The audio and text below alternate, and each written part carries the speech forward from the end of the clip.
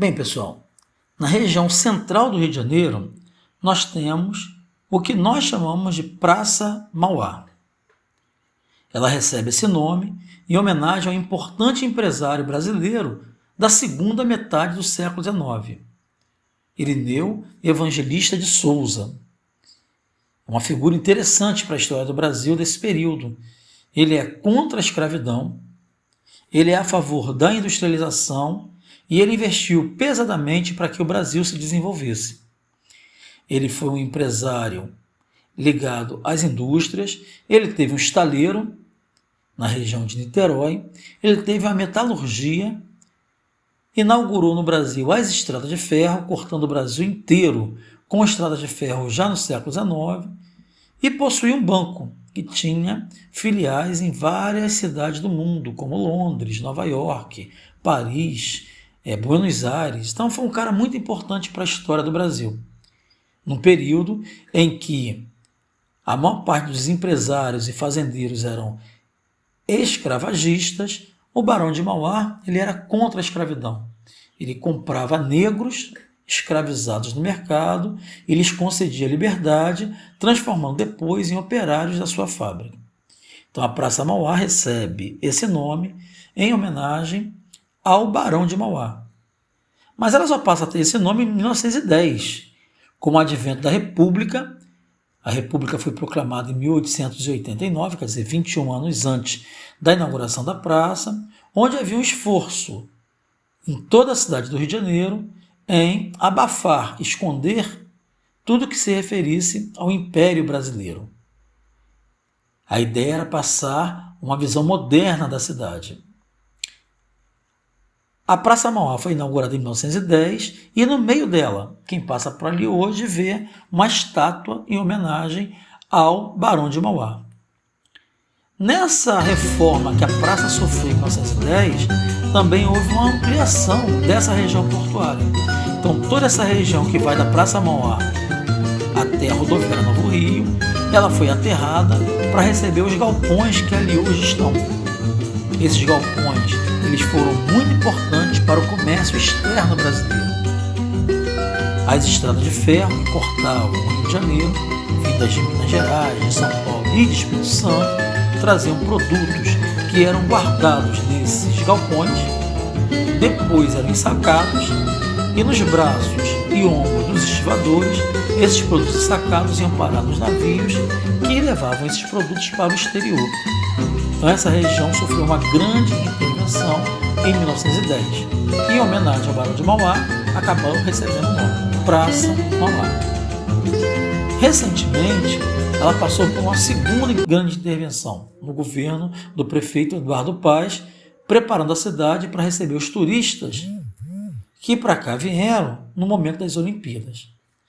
Então a praça foi ampliada, ela recebeu 2 museus, o Museu do Amanhã e o Museu de Arte do Rio, ela recebeu os trilhos do EVLT e várias manifestações culturais, shows, encontros, feiras ligadas à cultura daquela região. Região essa que nós falaremos em outro momento, mas que está ligado diretamente à cultura afro-brasileira. Na Praça Mauá ainda, nós encontramos restaurantes, espaços de lazer e o início do que lá no começo do século XX, na reforma do Pedro das Praças, ele chamava de Rua do Passeio, ou Passeio Público, né? Então esse passeio público ele começava onde hoje é a Praça Mauá, cortava todos os 5 quilômetros da Avenida Rio Branco e terminava onde hoje é a Cinelândia. Ainda não havia o aterro do Flamengo nesse momento.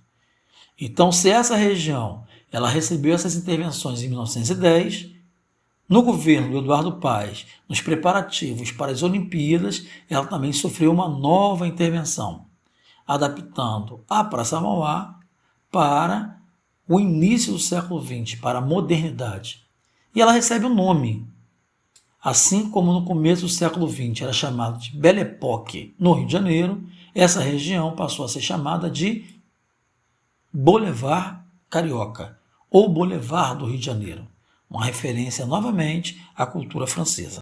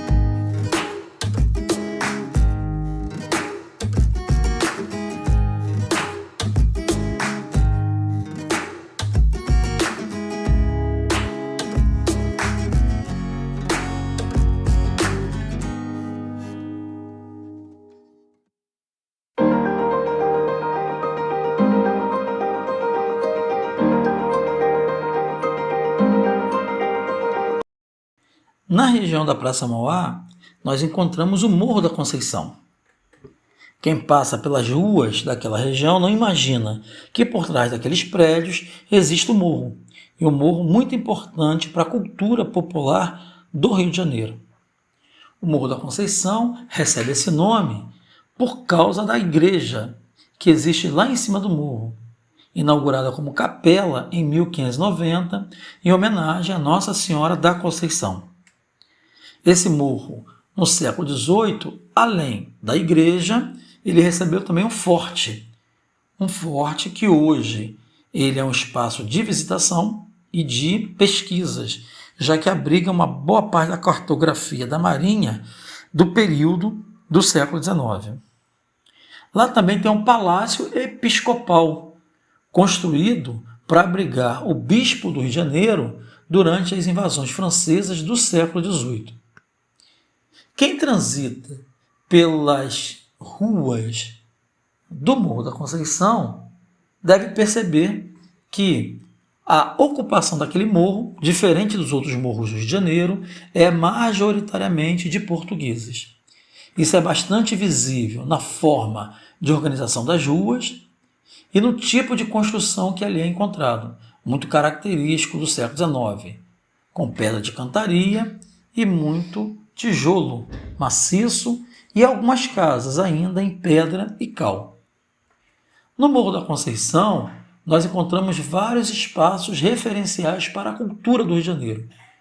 Nós temos, logo na subida do morro, uma escadaria, onde está localizada a Pedra do Sal, que recebe esse nome devido ao comércio de sal que era feito naquela região.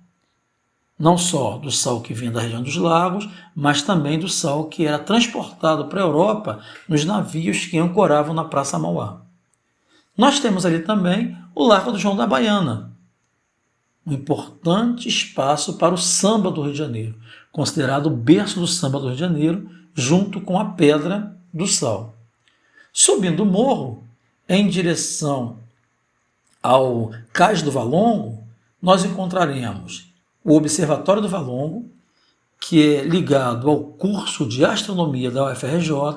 Nós encontramos o Mirante, que dá uma visão panorâmica não só do centro do Rio de Janeiro, mas de que toda a parte conhecida como Pequena África. E nós encontramos também os Jardins Suspensos do Valongo, inaugurado em 1910, na mesma época em que a Praça Mauá sofreu uma grande intervenção no governo do Pereira Passos. O Morro da Conceição é o início do que o Heitor dos Prazeres, no começo do século XIX, denominou de Pequena África, um conjunto de comunidades que fazem parte do imaginário cultural do Rio de Janeiro. Essa região está ligada ao samba, está ligada à resistência negra e está ligada à ocupação do Rio de Janeiro, mas principalmente ligada à cultura afro-brasileira.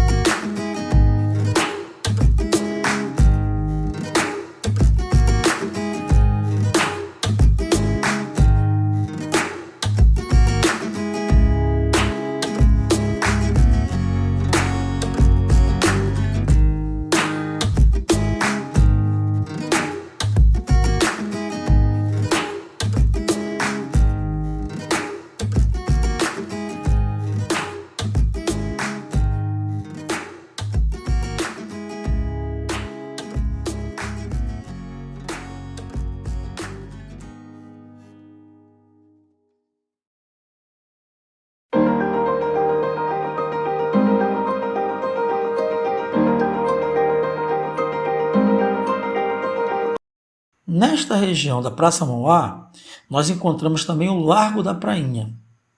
E quem chega ali procura a famosa prainha, não vai encontrar. Porque ao longo de todo o século XX, essa região foi aterrada, recebendo vários prédios, uma via importante e também a região portuária, que hoje é a Praça Mauá. O Largo da Prainha, ao lado dele, nós vamos encontrar a igreja, A igreja de São Francisco da Prainha, que fica numa pequena elevação e, à época, as águas da praia vinham até o início dessa elevação. Dessa igreja se tinha uma visão total, não só da Praça Mauá, mas também das embarcações que aportavam ou partiam em direção à Europa. Ao transitarmos pelo Largo da Prainha, percebemos a revitalização que vem ocorrendo naquele espaço. Surgiram restaurantes, surgiram novos espaços de lazer, surgiram espaços de sociabilidade. Encontramos o tradicionalíssimo Angu do Gomes, muito presente na memória dos trabalhadores do Rio de Janeiro da década de 1960 e 1970, quando, ao sair do trabalho em direção às suas casas ou chegar ao trabalho antes ainda do dia nascer, encontravam nas barraquinhas espalhadas pela cidade o famoso angu, preparado por Gomes para que os trabalhadores tivessem condições de enfrentar o batente ou chegar às suas casas com a barriguinha cheia. Mais à frente vamos encontrar o Bafo da Prainha, considerado hoje um dos melhores restaurantes do Rio de Janeiro, que usa a praça como extensão do seu ambiente interno. A sua cozinha é absolutamente maravilhosa. Eventualmente, o Bafo da Prainha promove rodas de samba e encontros de dança com DJs e outros grupos que promovem a cultura na cidade. Também encontramos no Largo da Prainha a tradicionalíssima Casa Porto. A Casa Porto talvez seja a principal responsável pela revitalização cultural do Largo da Prainha. Foi a partir dela que o espaço sofreu uma grande transformação, transformando essa região no polo não só gastronômico, mas de lazer do Rio de Janeiro. No centro do Largo da Prainha, nós vamos encontrar a estátua, em homenagem à bailarina Mercedes Batista.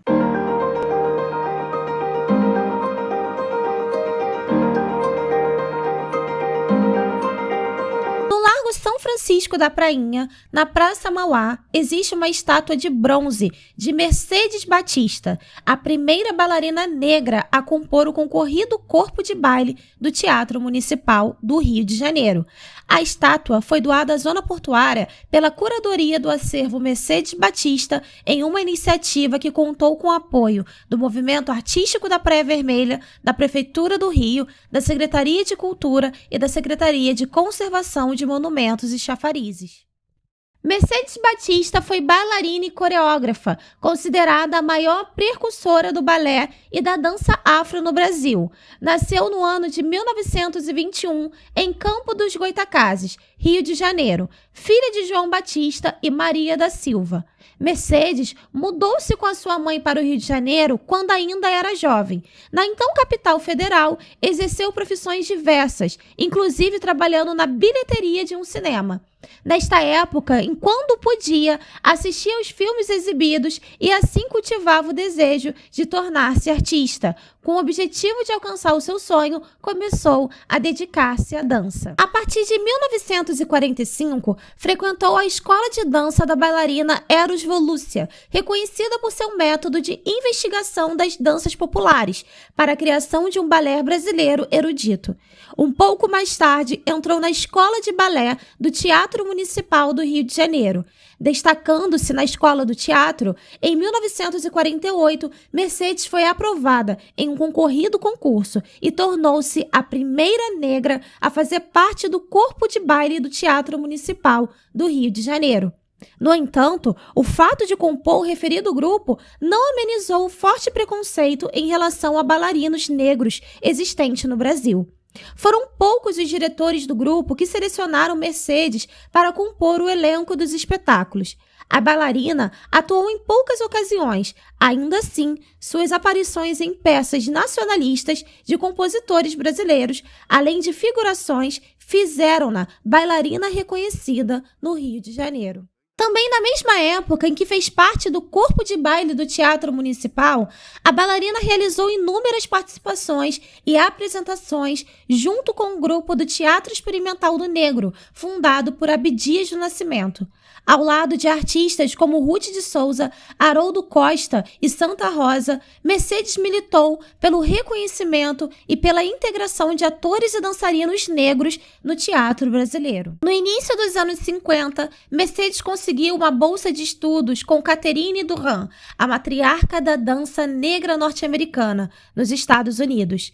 Durand havia estado no Brasil para se apresentar com o seu grupo e, através do Teatro Experimental do Negro, conheceu a jovem dançarina. Depois de uma concorrida audição, Mercedes Batista foi escolhida para estudar junto à companhia da bailarina norte-americana durante um ano. Ao retornar ao Brasil, inspirada pela temporada norte-americana, Mercedes montou o seu próprio grupo, decidida a formular uma proposta de dança ligada à cultura afro-brasileira. Nesse sentido, a dançarina passou a investigar a dança dos candomblés brasileiros, frequentando a casa do amigo e pai de santo Joãozinho da Gomeia, no Rio de Janeiro. Inclusive, havia filhos de santo da casa que eram bailarinos do seu grupo. A bailarina contava também com a ajuda do grande pesquisador e folclorista Edson Carneiro.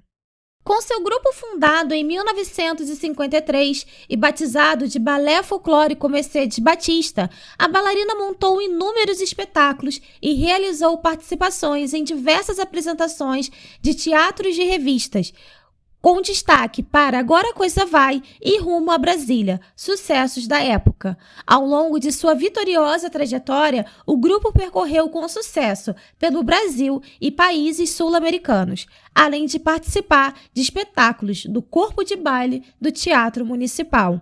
Mercedes foi reconhecida por seus alunos como uma professora bastante rígida e exigente. Estas características da professora Mercedes permitiram ao seu balé folclórico revelar ao público alguns dos maiores bailarinos e bailarinas da dança brasileira. Durante a década de 60, Batista compôs uma pioneira e vitoriosa parceria com os carnavalescos da Escola de Samba Acadêmicos do Salgueiro, quando foi convidada a criar uma ala de passo marcado para a escola. Na estreia da parceria, a crítica foi extremamente positiva e a escola naquele ano foi campeã. Também merece destaque o ano de 1963, quando Mercedes montou e coreografou a comissão de frente da escola por ocasião do festejado e premiado enredo Chica da Silva. A parceria entre a Mercedes Batista e a escola de samba gerou polêmica, mas revolucionou o modo como as alas se apresentavam no carnaval carioca.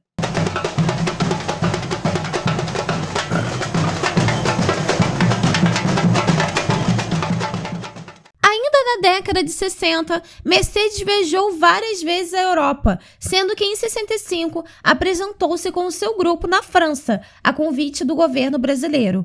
Em 1967, o grupo original do balé folclórico Mercedes Batista foi se desfazendo, enquanto a artista assumia outros compromissos como coreógrafa e professora.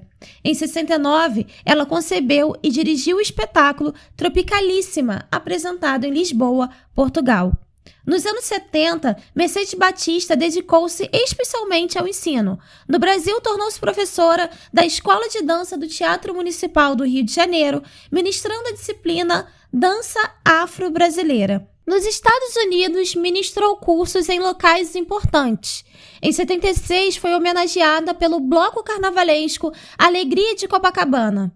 Ao mesmo tempo, o seu sucesso como coreógrafa a tornava cada vez mais requisitada para o cinema e a televisão.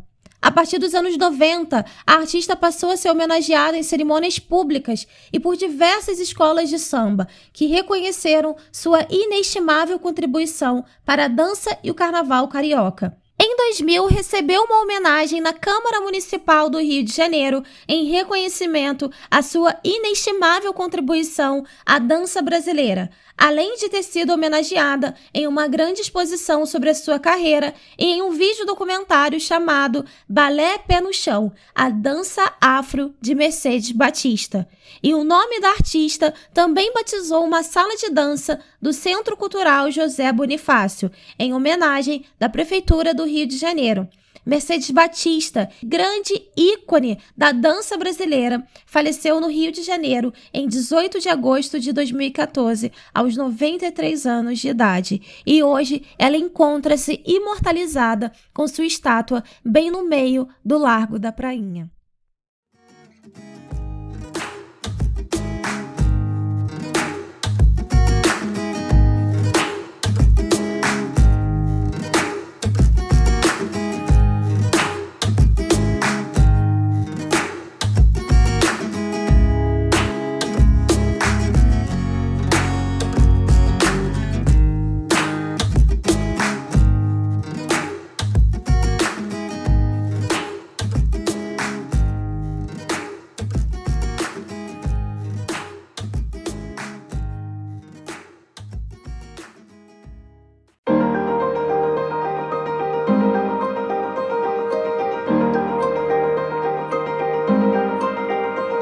No início dos anos do século XVII, um grupo de baianos que vinha de insucessos econômicos causados pelo ciclo do fumo se instalou no bairro da Saúde, no centro do Rio de Janeiro.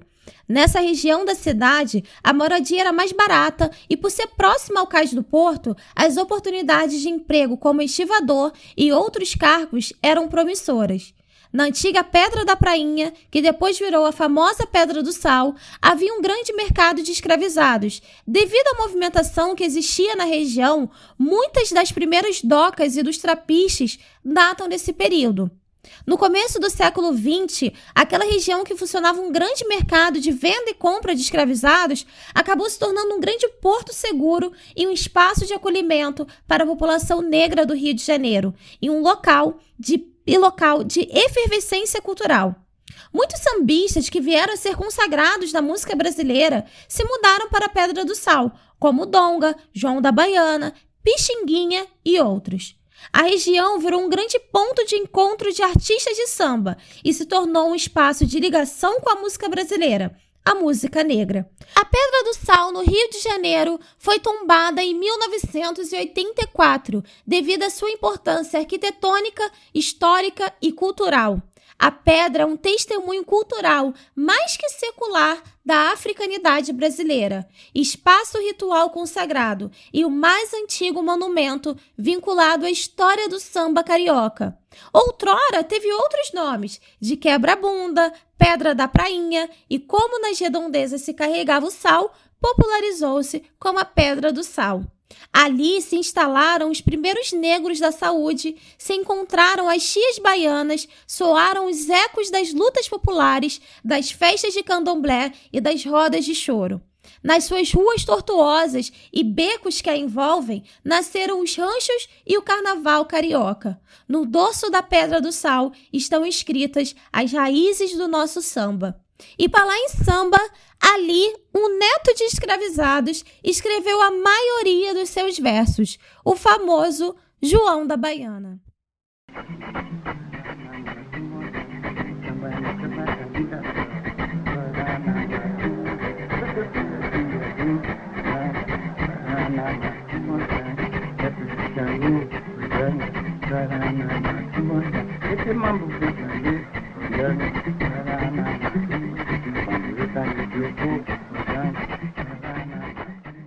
E até o começo dos anos 2000, funcionava ali, na pedra, o bar João da Baiana.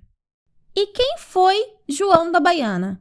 João Machado Guedes, compositor e pandeirista, neto de ex-escravizados, filho de Félix José Guedes e Persiliana Maria Constança, mais conhecido como tia Persiliana, que era quituteira e formava com a tia Ciata e tia Amélia e outras mulheres também, as conhecidas tias baianas, que habitavam os bairros cariocas da Cidade Nova e Saúde.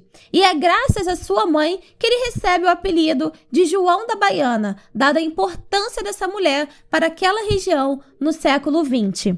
A situação familiar e comunitária acabou facilitando a participação desde cedo nas rodas de candomblé e de samba e de outras tradições culturais afro-brasileiras. Nesses encontros, João da Baiana aprendeu a tocar pandeiro, que se tornou seu principal instrumento, e outros instrumentos de percussão. Iniciou a vida de instrumentista nos blocos e ranchos carnavalescos, mas é com um grupo de jovens que frequentavam as casas das tias baianas, como Pixinguinha e Donga, que começou sua trajetória artística. João da Baiana sempre afirmou ser o responsável pela introdução do pandeiro no samba. Tornou-se músico numa época em que os sambistas eram perseguidos pela polícia. Certa vez, voltando da festa da Penha, foi preso e teve seu pandeiro apreendido. Pouco tempo depois, ele foi convidado para uma festa na casa do senador Pinheiro Machado, influente político e que era seu admirador. Como não tinha pandeiro, João não foi, e o senador, quando soube da razão de sua ausência na festa, presenteou o sambista com um pandeiro novo, tendo a seguinte dedicatória no coro do instrumento: com a minha admiração, João da Baiana, assinado Pinheiro Machado. Depois disso, nunca mais o sambista foi importunado pela polícia. Apesar de todo o seu envolvimento precoce com o samba e com os batuques, João da Baiana nunca se dedicou plenamente à música, pois precisava trabalhar e aos 20 anos já era estivador. Mais tarde, tornou-se fiscal do Cais do Porto e lá se aposentou. Por esta razão, não pôde aceitar o convite de Pixinguinha em 1922 para ir à Europa com os 8 batutas, pois não podia abandonar o emprego. Mas teve uma carreira artística importante. Na década de 20, como instrumentista, atuou em várias estações de rádio do Rio de Janeiro, tocando, além do pandeiro, prato e faca. Ainda nesta década, teve impulso na sua carreira de compositor. Normalmente compunha sozinho, mas chegou a ser parceiro de Donga e Pixinguinha. Seus maiores sucessos foram Cabide do Molambo, Patrão Prenda Seu Gado, Batuque na Cozinha, Quando a Polícia Chegar, entre outros. A sua discografia inclui 2 LPs lançados pela Odeon, bastante importantes para a música brasileira. Em 1957, intitulado Batuques e Pontos de Macumba, e outro em 1968, com Clementina de Jesus e Pixinguinha, chamado Gente da Antiga. Também lançou vários discos em 78, com Pontos de Macumba, todos de sua autoria. Apesar de toda a sua importância e toda a sua trajetória musical, João da Baiana esteve meio esquecido nos últimos anos de sua vida, morando num quarto alugado no subúrbio de Ramos. Em 72, passou a viver no Retiro dos Artistas e veio a falecer em 1974, aos 87 anos. No entanto, sem dúvida nenhuma, João da Baiana tornou-se uma referência na música brasileira. Sua importância pode ser medida por ter sido o primeiro artista a deixar o seu depoimento no Museu da Imagem e do Som em 1968.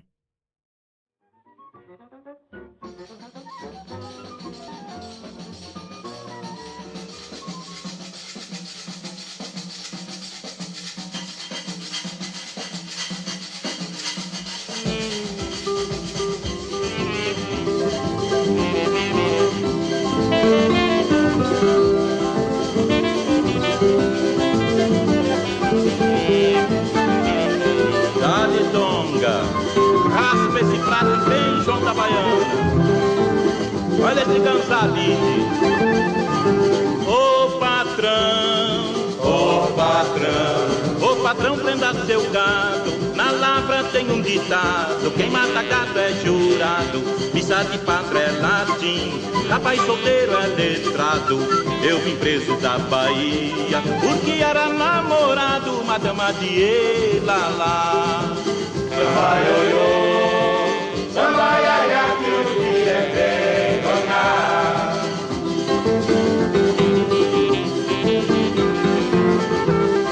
Segura esse ritmo, Pixinguinha, segura.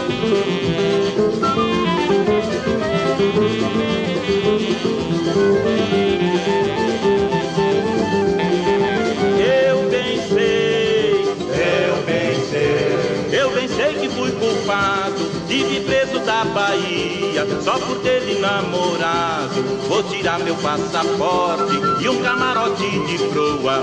Eu aqui não vou ficar, vou embora pra Lisboa, a senhorita vai perdonar. Samba ioiô, samba iaiá, que o dia é bem donar. Samba ioiô, samba iaiá, que o dia é bem donar.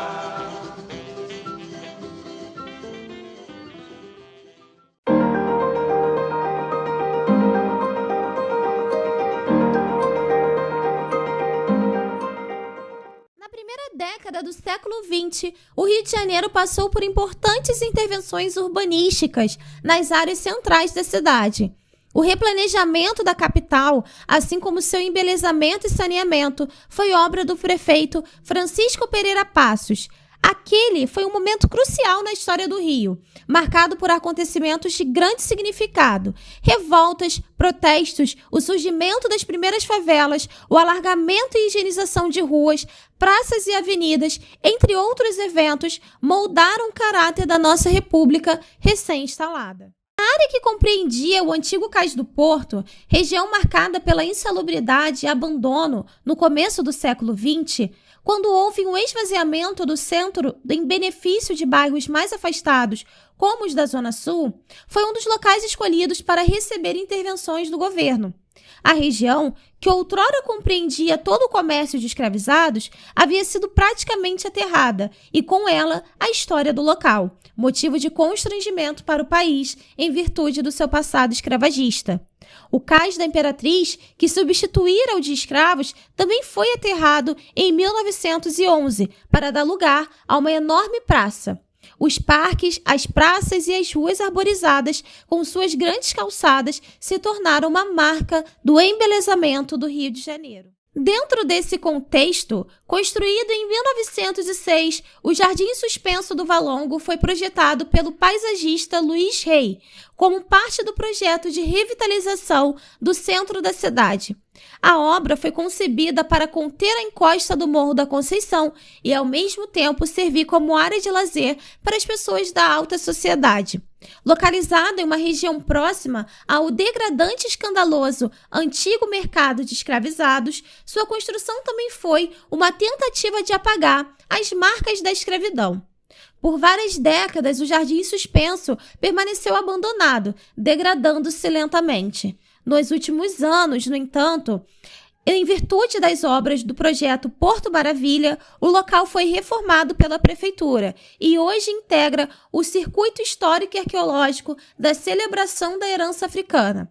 Vizinho à famosa Pedra do Sal, o local abriga ainda um pequeno espaço de visitação, onde podem ser vistos artefatos arqueológicos encontrados durante as obras para a Copa do Mundo em 2014 e os Jogos Olímpicos em 2016.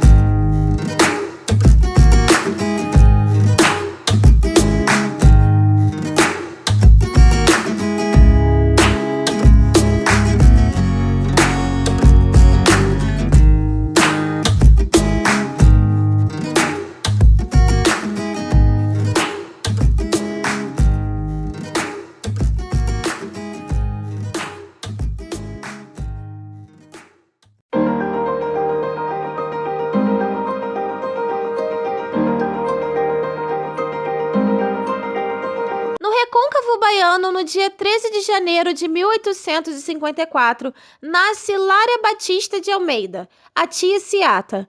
Filha de Oxum, sendo iniciada no santo na casa de Bamboxê da nação Queto, aos 22 anos, trazendo consigo uma filha, mudou-se para o Rio de Janeiro, formando uma nova família ao se casar com João Batista da Silva, funcionário público com quem teve 14 filhos. Continuou os preceitos do santo na casa de João Alabá, tornando-se mãe pequena. Morou inicialmente na Pedra do Sal e posteriormente residiu na Cidade Nova entre os anos de 1899 e 1924. Foi uma das responsáveis pela sedimentação do samba carioca e tornou-se uma espécie de primeira-dama das comunidades negras da pequena África. Tia Ciata fez de sua vida um trabalho constante, tornando-se com outras tias baianas a iniciadora das baianas quituteiras do Rio de Janeiro. Com as suas vistosas roupas, colares e pulseiras, desenvolveram uma atividade cercada por forte fundamento religioso.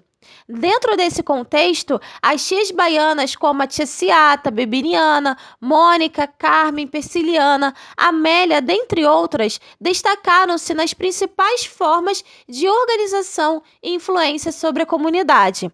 Essas mulheres recebiam reconhecimento e respeito por suas posições centrais nos terreiros e por suas participações nas principais atividades do grupo. Garantiam a manutenção das tradições africanas sempre reinventadas, guardando possibilidades de revitalização na vida da cidade. Transformaram suas casas na Praça 11 em pontos de referência e convívio comunitário. Tia Ciata também passou a confeccionar e alugar roupas de baiana feitas com requinte, para teatros e desfiles carnavalescos, não só para os cocotes chiques, como também para os homens, gente graúda que gostava de se travestir nos festejos de Momo. Sua morte em 1924 encerraria uma época a partir da qual progressivamente o negro passaria a frequentar diferentes ambientes na vida cultural e social carioca. Mãe de santo afamada, Tia Ciata festejava seus orixás, sendo famosas suas festas de São Cosme e Damião e de sua Oxum, Nossa Senhora da Conceição. Nas festas, suas habilidades de partideira a destacavam nas rodas de samba de partido alto, e seu neto Bussi Moreira aprendeu com ela o segredo do miudinho, uma forma de sambar de pés juntos que exige destreza e elegância, na qual Tia Ciata era mestra. A Tia Ciata, na Visconde de Itaúna, era estrategicamente localizada perto da Praça 11, da Sociedade Recreativa Paladinos da Cidade Nova e da Sociedade Carnavalesca Cananga do Japão. Nos cerca de 20 anos que Ciata morou na Cidade Nova, frequentaram sua casa outras tias baianas famosas na época, além de suas amigas, que também eram filhas de santo de Alabá. Acrescentem-se aí a tia Dadá e tia Amélia, mãe do Donga, tia Persiliana, mãe do João da Baiana, tia Veridiana, mãe de Chico da Baiana, tia Josefa, tia Tomásia, o jornalista Vagalume, o ator Alfredo de Albuquerque e importantes nomes da música popular, como Hilário Jovino Ferreira, Donga, Pixinguinha, João da Baiana, Heitor dos Prazeres, Senhor e Caninha. De prestígio era o bom trânsito junto à presidência da República, pode-se dizer que Tia Ciata era reconhecida por isso. Certa vez ela foi chamada ao Palácio do Catete para tratar de uma ferida do presidente Venceslau Braz, que resistia a todos os tratamentos indicados pelos médicos. Curado por Tia Ciata, Venceslau Braz expressou sua gratidão, transferindo João Batista da imprensa nacional para a chefia de gabinete do chefe de polícia. Assim, durante todo o mandato de Venceslau Braz, as festas na casa da Tia Ciata eram autorizadas, contando com o envio de 2 soldados que iam fazer a segurança. A Tia Ciata se tornou um importante ícone para as mulheres negras brasileiras. Sambista quituteira, inovadora, empreendedora, uma mulher à frente do seu tempo, respeitada e consagrada pela comunidade negra, possibilitou que seu espaço de casa também fosse um espaço de acolhimento para homens e mulheres negras deste país. Além disso, pavimentou e possibilitou o desenvolvimento do samba carioca. A sua casa se tornou a capital desta pequena África, no Rio de Janeiro. A Casa da Tia Ciata é a sede da organização dos remanescentes da Tia Ciata e espaço cultural para manter viva a memória da matriarca do samba. Uma exposição permanente sobre a veterana do samba é a principal atração do espaço.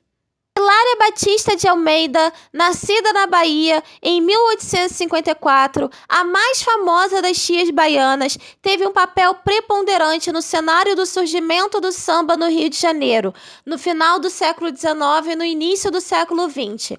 Além de promover a cultura popular trazida da Bahia e ser uma respeitada sacerdotisa, era grande quituteira e uma das principais articuladoras da cultura negra nas nascentes favelas cariocas. Tia Ciata faleceu em 1924 na cidade do Rio de Janeiro.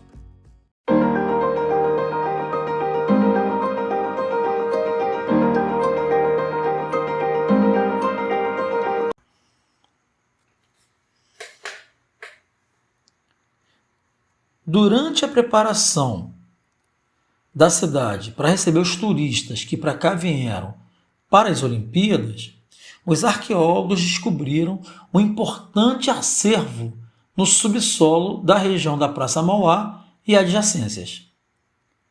Perceberam que ali havia uma grande herança material ligada aos povos africanos que chegaram aqui como escravizados. Dessa forma, através de pesquisas bibliográficas e através das escavações, eles descobriram não só o cais da Imperatriz, mas embaixo desse cais também o cais do Valongo. O cais do Valongo, ele é considerado o porto da América que mais recebeu negros escravizados. Ele está aproximadamente 1,20 m do solo atual. Acima dele nós vamos encontrar ainda o cais da Imperatriz. O cais do Valongo ele foi construído em 1811, durante o período joanino. Por que ele foi construído? Porque os negros escravizados desembarcavam na região da Praça 15. E ao desembarcar, desembarcavam com pouca roupa, muito doentes e com aparência, segundo os homens da época, repugnante. As pessoas que moravam na Praça 15, a elite do Rio de Janeiro que morava na Praça 15, não queria ver aquele espetáculo. Então, por ordem do rei, por ordem do príncipe regente, esse cais foi construído para receber exclusivamente esses negros escravizados. O cais do Valongo ele é considerado o porto ou o cais que mais recebeu negros escravizados durante todo o século XIX. Nesse cais desembarcavam negros vindo de várias regiões da África. Eles eram depois encaminhados para as casas de engorda ou para as casas de cura, que eles chegavam muito magros, chegavam com muitas doenças, e aqueles que sobreviviam, que engordavam, depois eram postos à venda no mercado. Em 1843, esse cais foi remodelado, não mais para receber negros escravizados, mas agora para receber a imperatriz Teresa Cristina, que veio da Europa para se casar com o imperador Dom Pedro II. E a partir daí sua denominação muda, deixa de ser Cais do Valongo e passa a ser Cais da Imperatriz, forma que ficou conhecida durante muito tempo, sendo uma forma de apagamento da presença negra naquela região. Em 1904, durante as obras do prefeito Pereira Passos, o cais foi totalmente aterrado. Somente no começo do século XX, após as obras de revitalização, após a atuação dos arqueólogos que escavaram toda aquela região, descobriu-se, veio à tona, deu visibilidade para esses dois cais. Nessa mesma época, uma comissão criada pelo prefeito Eduardo Paes entrou com um pedido para que o cais fosse considerado um patrimônio histórico da humanidade. Hoje ele tem esse título. No entanto, toda a região ao redor ainda precisa ser remodelada para que a cultura negra não seja só valorizada, mas também seja um espaço de visitação e de reflexão sobre esse passado escravista que o Brasil tem.